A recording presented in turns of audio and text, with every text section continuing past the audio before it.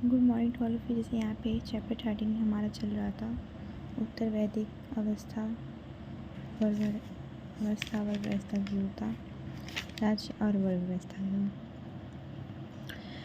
तो यहाँ पे हमारा यहाँ तक टॉपिक्स कंप्लीट हो गए थे और आगे के टॉपिक सीएम राजनीतिक संगठन के बारे में बताना था। तो राजनीतिक संगठन के बारे में जानते हैं, सभा समितियों के दिन लद गए, सभा समिति के दिन जो थे वो आ गए और उनकी जगह पर राजकीय प्रभुत्व आ गया और उनकी जगह जो राजा महाराजा जो अपना शासन चलाते थे वो चीज़ आ गया।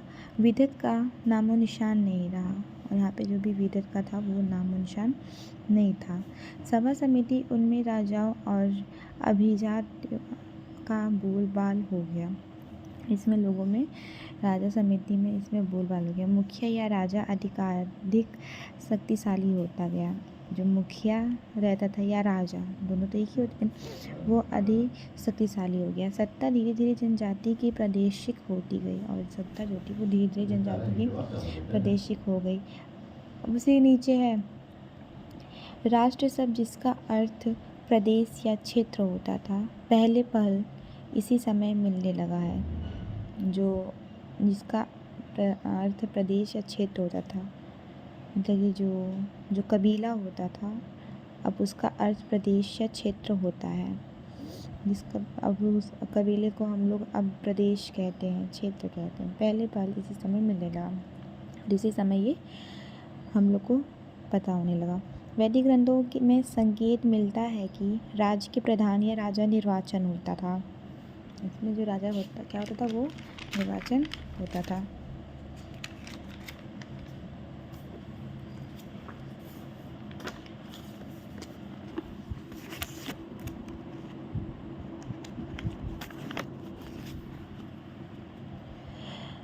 कर संग्रह और संचय। अब यहाँ पे कर संग्रह की बात होती है कि अब यहाँ से हमारा कर स्टार्ट हो जाता, शुरू हो जाता था। अब यहाँ से कर संग्रह की बात होती है।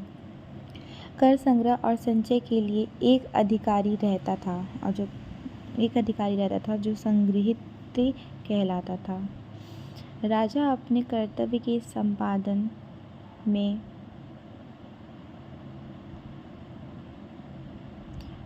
में पुरोहित, सेनापति, पटरानी और अन्य उच्च कोटि के अधिकारी की सहायता लेता था। जो राजा थे वो अपने अन्य हर लोगों से सहायता लेके और अपना वो मतलब कि अपना क्षेत्र, अपना जो भी रहता था चलाते थे। मतलब कि सेनापति से, पुरोहित से, पटरानी से, ये सबसे अन्य उच्च कोटि अधिकारी से सहायता लेते थे। तो इसे रत्नीन कहते थे, इसे हम रत्नीन भी कहते थे, जो मदद लेते थे, जो करते थे, रत्नीन। अब यहाँ पे किसी पर विश्वास करने लायक नहीं रहता। रत्नीन उसे कहते हैं जैसे किसी पर विश्वास करने लायक नहीं, उसे किसी के घर भेजा जाता था। मतलब किसी में कोई ना कोई चीज़ देखा जाता था कि वो इंसान कैसा है, तो उसके लिए तो वो सब देख के परख के तब जाके वो उनको सहायता के लिए सेनापति, पटरानी और कुछ अन्य कोटि वाले बनाते थे। निचले स्तर में प्रशासन का भार संभवतः ग्राम सभाओं पर रहता था और निचले स्तर था उसमें ग्राम सभाओं का रहता। सामाजिक संगठन। उत्तर वैदिक काल का समाज 4 वर्गों में विभक्त था, ब्राह्मण, राजन या क्षत्रिय, वैश्य और शूद्र। अब यहाँ से हमारा जो था वो 4 भागों में विभक्त होता था। ब्राह्मणों की शक्ति में अपार वृद्धि हुई। उत्तर वैदिक काल के अंत में इस बात पर बल दिया जाने लगा है कि ब्राह्मणों और क्षत्रियों के बीच परस्पर सहयोग रहना चाहिए। राजाओं के परिचय होते हुए भी वैश्य सामान्य की कोटि में रखे गए और उन्हें उत्पादन संबंधित काम सौंपा गया, जैसे कृषि, पशुपालन आदि। सबसे बुरी स्थिति शूद्रों की थी। यहाँ पे सबसे बुरी स्थिति शूद्रों की थी। शूद्र को अन्य वर्गों का सेवक बतलाया गया। शूद्रों की उस समय इतना ज़्यादा मतलब कि बुरी स्थिति नहीं थी जितना छठी शताब्दी के बाद हुई। इतना ज़्यादा उन लोग की शूद्रों की स्थिति खराब नहीं हुई थी तब भी। हाँ, मतलब उन लोग के बिना कारण राज्याभिषेक नहीं होता था और बिना उनके ये नहीं होता था, बस उनको मतलब कि सेवक बनाया गया। और जो ये थे क्षत्रिय थे, इनको मतलब कि पशुपालन करने के लिए काम सौंपा गया था।